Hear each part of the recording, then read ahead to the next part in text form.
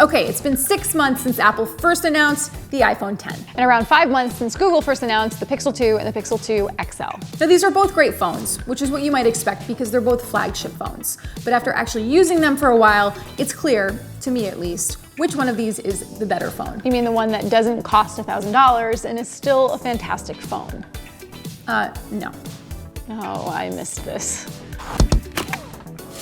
Now the iPhone X was a pretty radical redesign for Apple. It's the first iPhone without a home button, it has an OLED display, its size is somewhere in between a regular sized iPhone and a Plus iPhone, and you can unlock it with your face. Okay.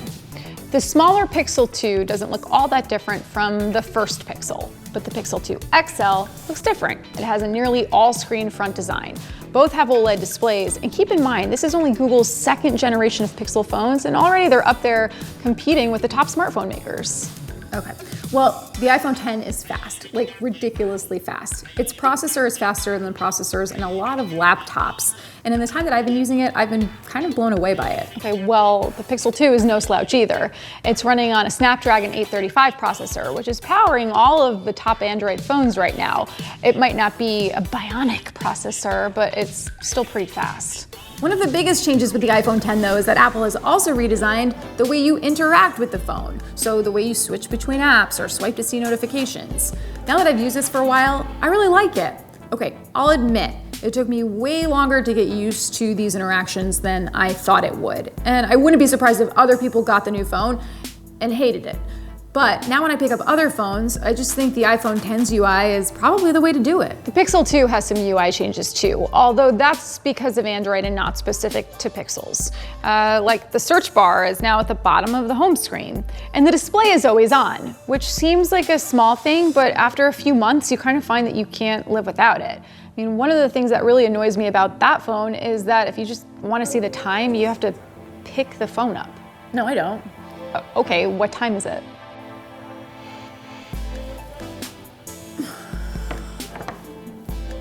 Now, if you've been seriously considering these phones for the past few months, then you've probably read all of the camera comparisons. In fact, The Verge did one that you should go check out. But to sum it up, both of these phones have excellent cameras. On the Pixel 2 XL, a lot of the camera improvements are happening on the software side. So for example, this now shoots in portrait mode with a nice soft background, which the iPhone has done for a while, but this phone doesn't have two cameras. Yeah, but the iPhone X not only has portrait mode, it also has studio lighting now, like this.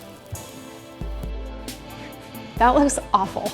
Well, it's pretty great when it works. Okay. Also, we think that the Pixel 2 XL shoots a little bit better in low light. Just saying. Yeah, but not that much better. Also, the iPhone X and the iPhone 8 both support wireless charging, which your phone doesn't. Yeah, but you can charge the Pixel 2 and the Pixel 2 XL with USB-C, which is how I charge my MacBook, which means I'm just carrying around fewer cables. Okay, well, your phone doesn't have a headphone jack. Neither does yours. I'm just pointing out you're finally catching up with the times. Your point makes zero sense. Another thing you're only going to get with the iPhone is Siri. Now, I know you may be thinking Siri is useless, but the more I've used it, the better it has gotten. You're kidding, right? No. Okay, let's do a test. I'm gonna squeeze the phone. Who is the star of the movie The Post? Meryl Streep, Tom Hanks, and 13 others. Okay, no problem. Hey Siri, who is the star of the movie The Post? I found 9 movies for you to choose from. Post-grad, The Post, Post-pop depression, Live at the Royal Albert Hall, The Last Post, New Mommy Fitness, How to Get Your Body Back, Functional Post-Pregnancy Yeah, I'm sorry. Google Assistant is just better. It just is. But I have Face ID. I wouldn't go as far as saying that Face ID is the best feature of the new iPhone X, but I think it's the most significant. I mean, it's the one that feels like it's propelling us forward into the future. Now when I need to unlock my phone or log into apps or even just pay a friend with a peer-to-peer app, I just use my face. Okay, we literally wrote an article about how Face ID was unusable if the phone's not directly in front of you, like when you're in the car, and said that you missed having the home button. Yeah, but it's grown on me. I mean, I still think the in-app experience is a little bit more useful than using it to unlock the phone, but How's your fingerprint sensor?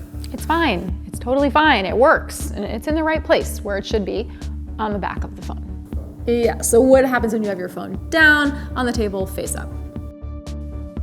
Well, I guess that's bad if you're the kind of person who puts the phone down ever. Also, I have an emoji. Oh, good God. What this really comes down to, after using both of these phones for a while, is ecosystem. Which ecosystem do you want to live in? Or be locked into. But really, this is a point that we agree on. I mean, it's all about the apps and services that you use the most. Like iMessage. If you love iMessage, then no matter how fantastic the Pixel 2 or the Pixel 2 XL are, you're not gonna really want that phone because you can't get iMessage. And if you don't care about iMessage and you don't care about using AirPlay or AirDrop or having an Apple Watch, and you want the most highly optimized version of Android that you can get, then you're going to want this phone. I mean, I still use the same Google apps and services that you use on that phone, and I didn't pay $1,000 for this. What she's really trying to say is that they're both great phones and you probably can't go wrong with either of them, but there is one that is slightly better, which is why it costs slightly more. You would say that. So these are my long-term impressions of what it's like to use the iPhone 10 Hey. for next. You're back. I'm back. Where have you been? I was off shooting my Verge video series, Next Level. Oh, is that your Verge video series about innovation? Yes, you should watch it. You would learn something.